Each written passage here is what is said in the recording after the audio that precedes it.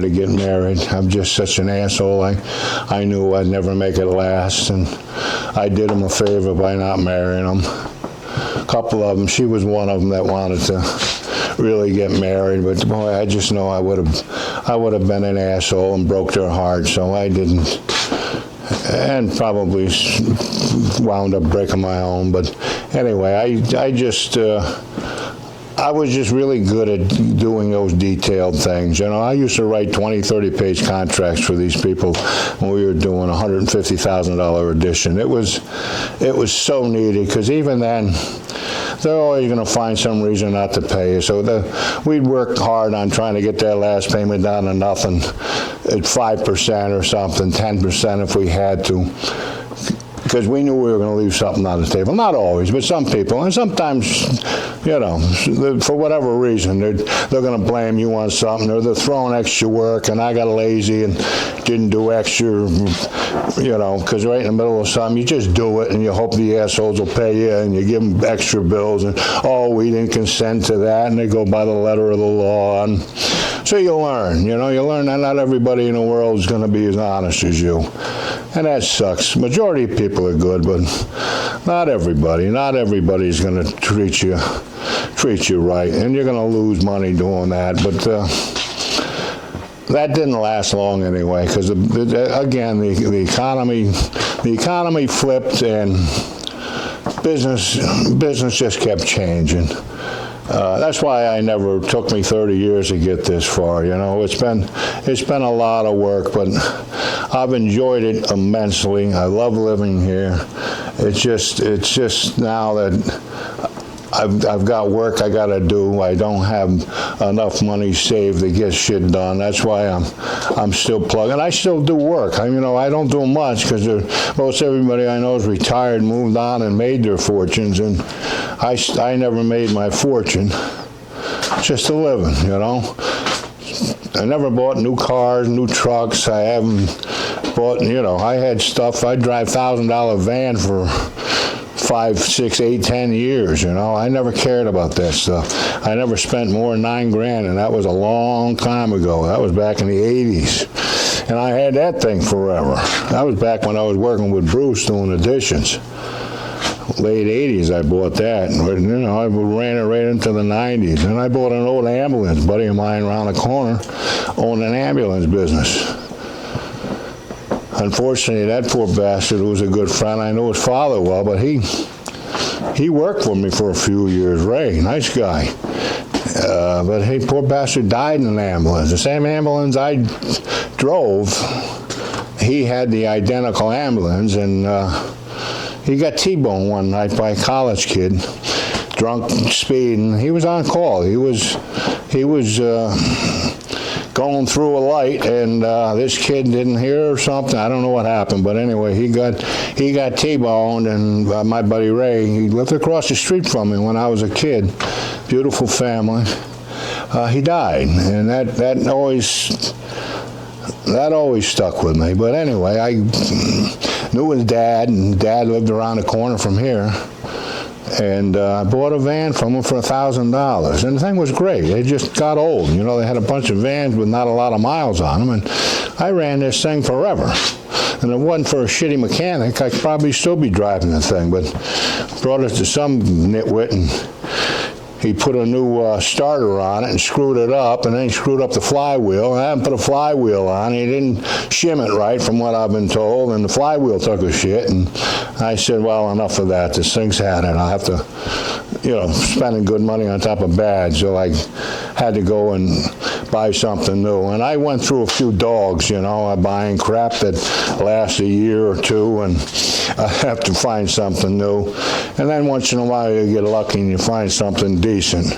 And eventually I got to the point where I wasn't even working much, and most of the work I was doing was working for these guys that own properties. I had them deliver it. I'd tell them what we needed.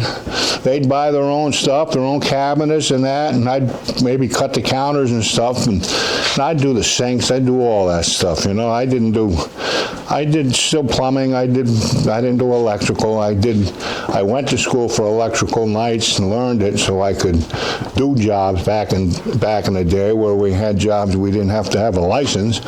And I did my own electrical around here because I'm not paying somebody $100 an hour to run plugs and stuff. That's just stupid to me. I went to night school for like 3 semesters and learned it fine enough for what I'm doing. I'm not looking to be an electrician, but you know, I can run circuits and do that stuff. It's not rocket science, it really isn't, but it's handy to know. Between the plumbing and electrical, I've never had anybody in this house. There hasn't been a soul that's lifted a finger in this place with me. Short of putting the air conditioner in. Somebody helped me load wood up for the deck out back. I'll show you that. That's another thing that needs a lot of work. I need to do some work on the deck. I mean, that pressure-treated wood doesn't last forever. It's starting to rot, and like an asshole, and that roof back there is 30 years old now, and it's starting to leak a little bit in the butterfly part of the roof underneath the deck, which is, you know, 4 feet over the roof. I love the deck out there. I'd be lost without it because I do a lot of. I'll put pictures on the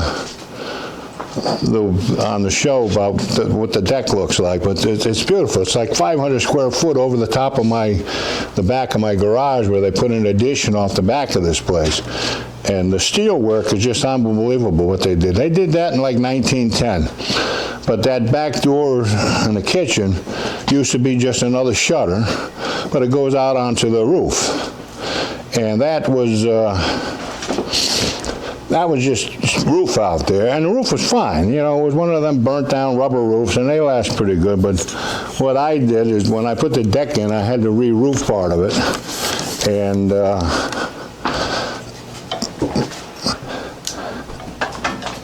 And I didn't do a very good job at it because that's the spot that's leaking now. But right here it goes out to the deck. I'll show you just real quick, and that's the deck out there. You can see, but it's really full of snow, as you can see. But over there I had to re-roof it, and it's kind of leaking a little bit. But I got to rip some of the deck out, and I got to just do a little re-roofing. I put that skylight in over there, and that's been a pain in the ass ever since I put it in. I don't recommend you cut holes in your roof. Especially when it's a 30-year-old roof and 3 layers under it, and you know, people cob things, and I cobbed right along with it because I didn't feel like spending a fortune on a roof. And it served me fine. You know, it leaked once in a while, but it wasn't finished. Now I finished it down there, and it means a lot more. But that's what the deck, that center insulation there is, that's the door I just looked out. And that's the deck. So it's really, I mean, you got a wall on the one side, and I put, right there is where I cut out where that smokestack is, vent pipe. That used to be to the heater downstairs. Anyway, I cut that out. Right in that valley, she's leaking a little bit.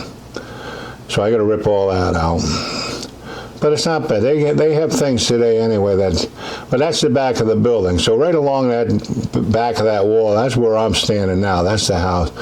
The neighbor took that picture because you can see up on the top there's a hawk up there. She took a picture. The hawk gave me these pictures for my prosperity, whatever your word is I'm screwing up. But so I put the fence all around it and kept it nice, you know, so I get privacy, and put the door and new windows that go down on the floor. It's a beautiful room out there, really is. I had many a party out there with my friends, and I miss doing that, to be honest with you. All my friends have kind of dying off and moving off, and nobody's partying like they used to, but that needs some work. Look at them pretty icicles. Nice ice cubes, icicles. But that's the deck, and underneath right here, under here, there's a big 12, 16-inch I-beam that goes all across the back of this wall, holds up this back wall here. But here's the kitchen. I'll give you a better show of that later. But here's the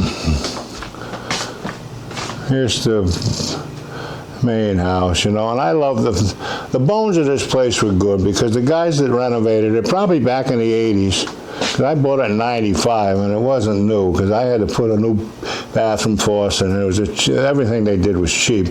But when you have licensed plumbers, I got 4-inch no-hub pipe all through the place. I've got all copper lines, which I've added to. All the electrical was all done top notch. I got a 203-phase service coming in downstairs for the garage. It used to be mechanics down there, I guess. And anyway, 90% of it I don't use. I don't have any of that crap. But the bones were good. I love the fact that they put the ceiling in with the cathedral. I like that. It would have looked like shit having an 8-foot ceiling in here. It goes down to 7 foot something down there at the back of the place. So you can see it's got a pretty good slope on it. That's why I've had absolutely no problem with the roof up front. That thing it's just in the back. I got a little bit of work to do. All right, so this is what I got upstairs. I don't think there's much more I can show you. I don't know why I have. I think I had my desk over here once. That's why I've got the. In case I forget where the hell I am, I have a picture of the world. I listened to the news and they'd mention a country. I didn't know where the hell I was. So I always like to try to stay somewhat informed, but I don't know how well that worked out for me, but I try. That ceiling I put in, that was a pain in the ass because I didn't do it the way you should have. You really need a plywood backing. I just glued it and tacked it and propped it, but it's held up well. Thank God no leaks, but I love that ceiling. I did that just to kind of make it look older, I guess. I don't know. But we'll talk about that another time. This is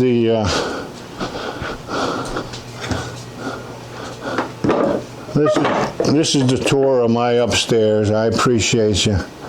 I'm gonna call it a day here for now, but I thank you for joining me, and I ask you if you could, like and subscribe, because I could really love to build a channel here. I've got a lot I want to talk about. There's a lot of things that I've done in my life. I was a bartender for a bunch of years around the corner of great bars, still there. It closed down in the pandemic and somebody bought it, but I didn't work there again. I had my fun. But I got stories about that place that I could go on forever about. I got more stories about construction. I want to take you through the rest of this place, show you all the things I've done, talk more about my friendships and what it's like to be 66 in America. Some strange times we live in, so let's call it a day. Thank you again. I appreciate it.